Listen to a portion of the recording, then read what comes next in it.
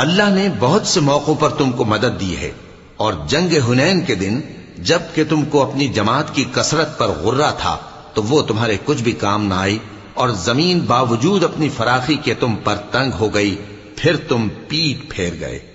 پھر اللہ نے اپنے پیغمبر پر اور مومنوں پر اپنی طرف سے تسکین نازل فرمائی، اور تمہاری مدد کو فرشتوں کے لشکر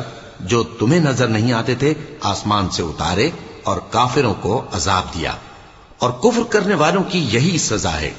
پھر اللہ اس کے بعد جس پر چاہے مہربانی سے توجہ فرمائے، اور اللہ بخشنے والا ہے، مہربان ہے۔ مومنوں، مشرک تو پلید ہیں،